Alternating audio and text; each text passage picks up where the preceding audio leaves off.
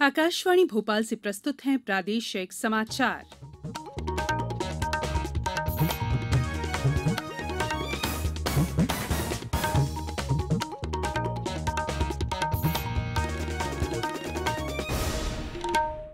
नमस्कार, समाचारों के साथ मैं संयुक्ता बैनर्जी।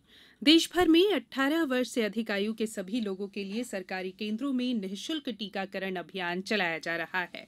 आपसे अपील है कि कोविड रोधी टीका जरूर लगवाएं। कोरोना महामारी के प्रति कोई भी लापरवाही न बरतें। जब तक आवश्यक न हो घर से बाहर न निकलें और इन आसान उपायों का पालन करें। मास्क लगाएं, 2 गज की सुरक्षित दूरी बनाए रखें, बार-बार हाथ धोएं और साफ सफाई रखें और टीका जरूर लगवाएं। कोविड से संबंधित जानकारी देने और उनके मार्गदर्शन के लिए राष्ट्रीय हेल्पलाइन कार्यरत है। इसका नंबर है 011-239-78046 और 1075। अब मुख्य समाचार। राज्य सरकार ने मंत्रियों को जिलों का प्रभार सौंपा। प्रभारी मंत्रियों की अनुशंसा के बाद ही किए जा सकेंगे तबादले। कोविड टीकाकरण में देश ने बनाया कीर्तिमान। 33.5 करोड़ से अधिक टीके लगाए गए और आज चिकित्सक दिवस है। चिकित्सकों के सम्मान में आयोजित किए जाएंगे कई कार्यक्रम। अब समाचार विस्तार से। राज्य सरकार ने कल देर रात मंत्रियों को जिलों का प्रभार सौंप दिया। गृह मंत्री नरोत्तम मिश्र को इंदौर जिले का और नगरीय प्रशासन मंत्री भूपेंद्र सिंह को भोपाल जिले का प्रभार सौंपा गया है। जबलपुर निवाड़ी का प्रभार पीडब्ल्यूडी मंत्री गोपाल भार्गव और तुलसी सिलावट को ग्वालियर हरदा का प्रभार दिया गया। सरकार के निर्णय के अनुसार आज से तबादलों पर लगी रोक भी हटा दी गई है। ये छूट 31 जुलाई तक रहेगी। तबादलों में प्रभारी मंत्रियों की अनुशंसा जरूरी की गई है। नई तबादला नीति में प्रशासनिक और न्यायिक और मंत्रालय सेवा के कर्मचारियों को बाहर रखा गया है। केंद्र सरकार के प्रमुख कार्यक्रम डिजिटल इंडिया के आज 6 साल पूरे हो रहे हैं। प्रधानमंत्री नरेंद्र मोदी ने इस महत्वाकांक्षी कार्यक्रम का शुभारंभ 1 जुलाई 2015 को किया था। कार्यक्रम का लक्ष्य भारत को डिजिटल रूप से सक्षम और ज्ञान आधारित अर्थव्यवस्था बनाना है। प्रधानमंत्री श्री मोदी आज वीडियो कॉन्फ्रेंस के माध्यम से डिजिटल इंडिया के लाभार्थियों से संवाद करेंगे। स्वास्थ्य मंत्रालय ने कहा है कि देश में कोविड से स्वस्थ होने की दर बढ़कर 96.92% हो गई है। पिछले 24 घंटों के दौरान 7,000 से अधिक रोगी स्वस्थ हुए। 48 दिन से लगातार स्वस्थ होने वालों की संख्या प्रतिदिन बढ़ रही है, जबकि नए मामलों में कमी आ रही है। देश में अब तक 2,94,00,000 से अधिक लोग स्वस्थ हो चुके हैं। कल 45,000 से अधिक कोविड के नए रोगियों की पुष्टि हुई है।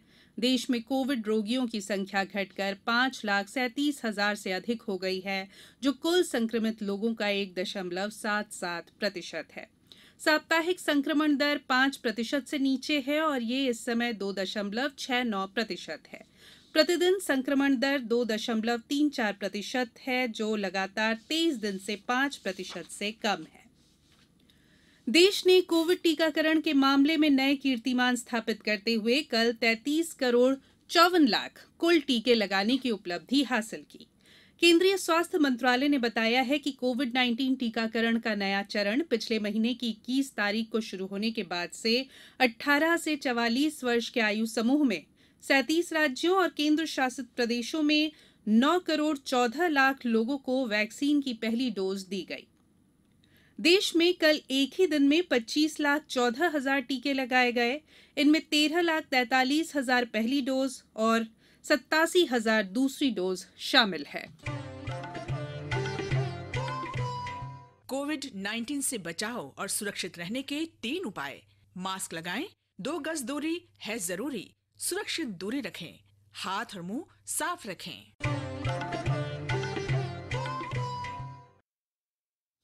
ब्रेक के बाद बुलेटिन में एक बार फिर आप सभी का स्वागत है।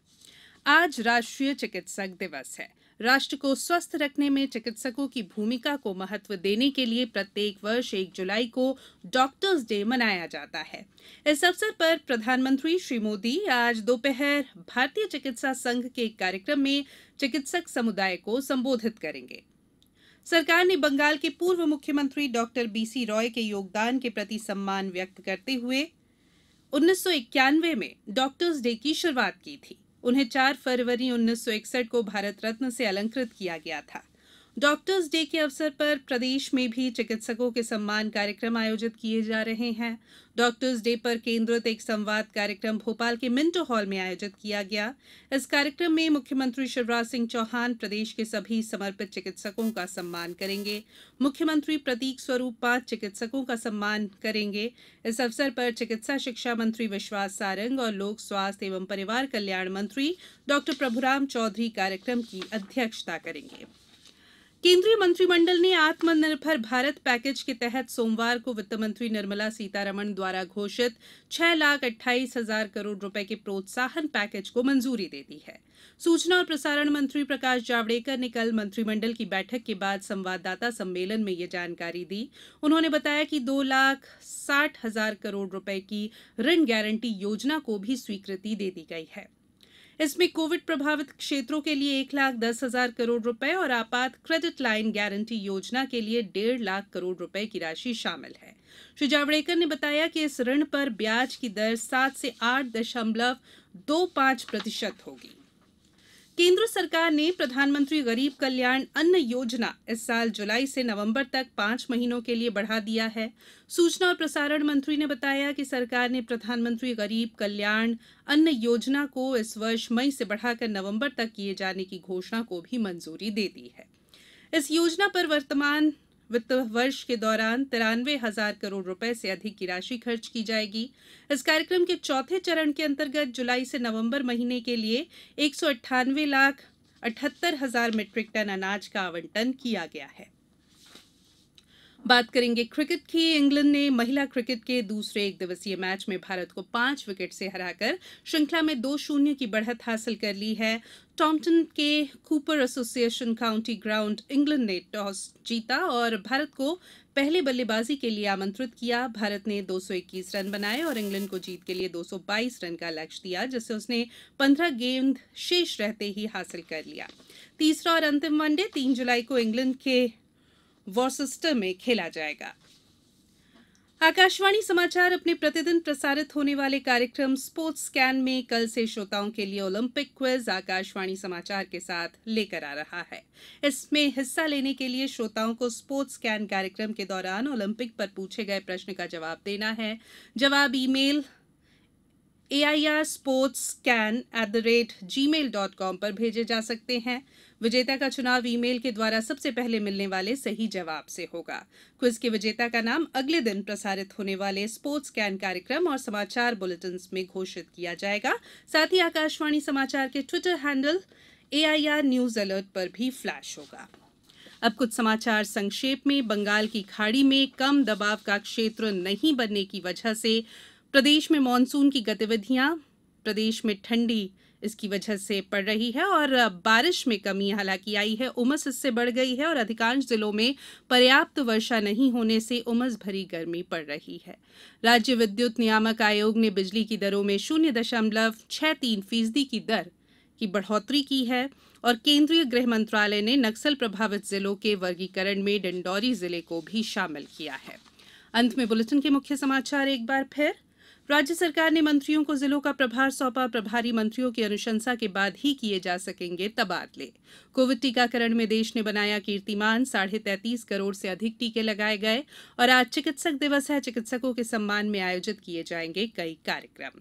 बुलेटिन में फिलहाल इतना ही। अंत में एक अपील, मास्क और 2 गज की दूरी, हाथ धोना भी है जरूरी। नमस्कार।